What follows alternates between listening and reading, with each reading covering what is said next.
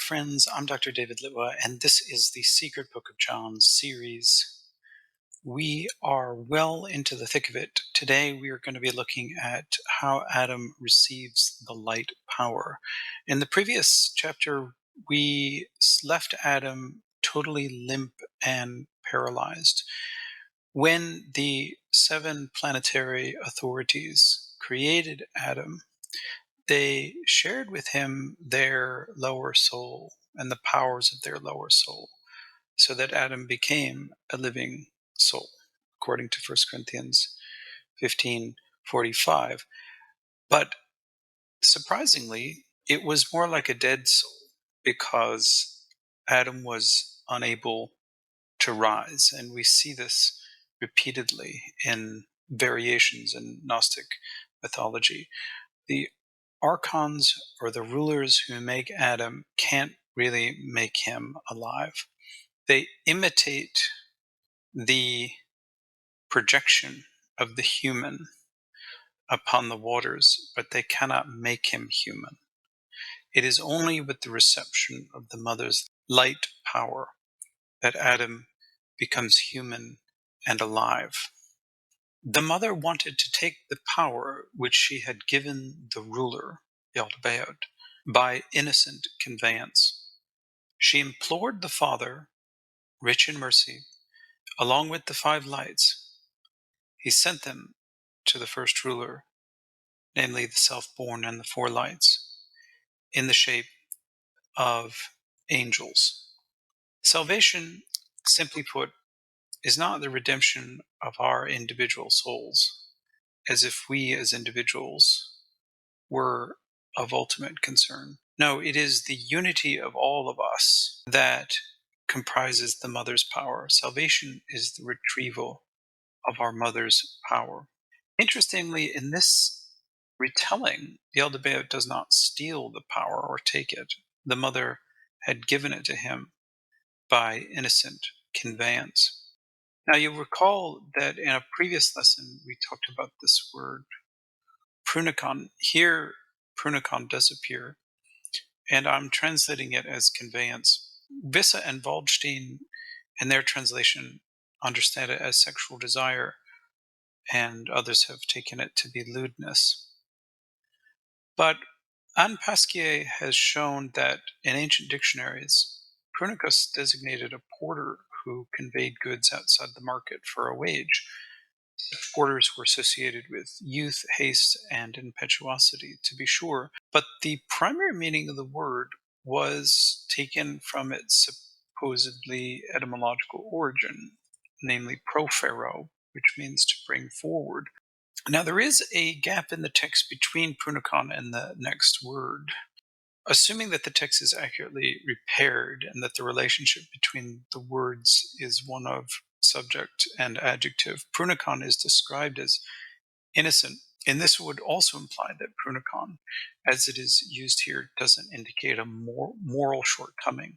Wisdom was impetuous to act without her partner, but her fall was not her moral fault. With good intentions for self-reproduction, she miscarried and then dealt with the consequences. So wisdom may be foolish or immature, even presumptuous, but she's not evil or lewd, because frankly, who would she be lewd with? After all, she reproduced Yaldabaoth asexually. What I like about this scene here is that the invisible spirit called the Father here is not above trickery, but he sends his 5 angels, which are the self-born plus the 4 lights, essentially to trick Yaldabaoth, and we'll see this come clear in the next slide. They were taking counsel with Yaldabaoth, namely the self-born and the 4 lights in the shape of angels, were taking counsel with Yaldabaoth so that they could take the mother's power from him. They said to him, "Breathe into Adam's face from your spirit, and the product will rise." Then he blew into him a spirit. So, if you can't defeat your enemies by frontal attack, use a ruse, and this is a perfect example of a ruse. Whether or not the invisible spirit or the Father came up with this plan, he has his emanations use this kind of trickery, and I think it's utterly fascinating. It is an interpretation of Genesis 2:7. You remember in that verse, Yahweh breathes his spirit or his breath into the face of Adam. And there was in ancient times a distinction between the breath, which in Greek is pneui, and the spirit. But the author of the Secret Book of John basically takes pneui and spirit, which is pneuma, to be synonyms. So that what Yaldabaoth actually blew into Adam was the mother's light power, which he had until that time reserved for himself and had even prevented it from getting into the hands of his own angels. This is the first step in saving wisdom's light power. It's also the first act of war against the archons. The rest of human history will be a dizzying tale of attack and counterattack, with darkness trying to pin down the light and vice versa. We have reached, in other words, the point of tension in the story, and thus, for many, this is its most interesting part. Yaldabaoth is shown to be a tyrant, as we have seen, an ignoramus, and here we see him fooled quite easily by those impersonating his angels. And I think it's fair to say that also brings in a comic element to the story. Then he, namely Yaldabaoth, blew into him, Adam, a spirit, the power of the mother from the first ruler, into the body of Adam. Adam suddenly stirred and was abundantly empowered. By receiving spirit, the spirit of life, Adam becomes alive.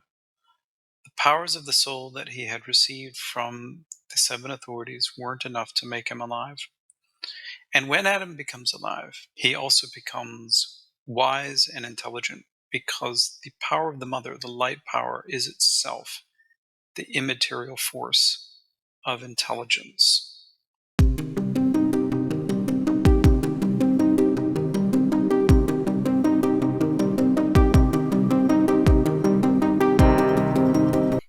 The rest of the authorities were jealous because Adam had come into existence from them all. Now they gave to the human their qualities. Adam assumed the souls of the seven authorities and their qualities. This passage is important. It's a bit of a flashback to something that happened earlier, but it's important to place here because what the author is trying to distinguish is two kinds of souls in Adam.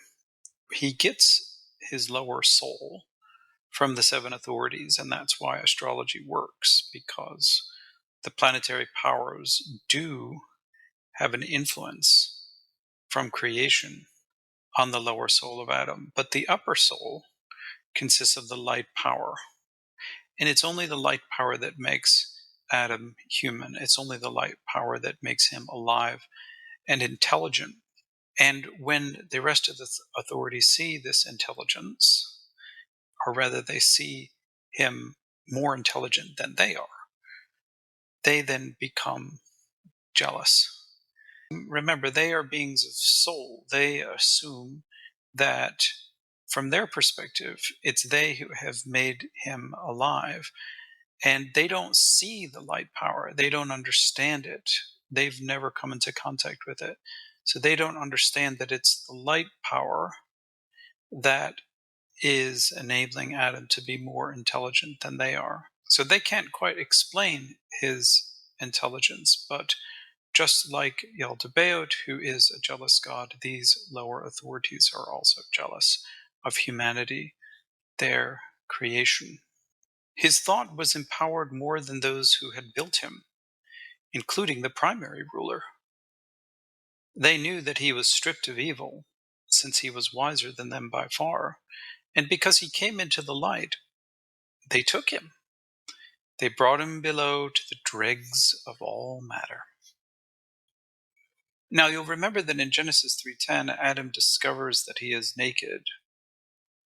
And it appears that it's this verse which is behind the allegory here, that Adam realizes himself, or rather, the archons realize that Adam is stripped or naked of evil.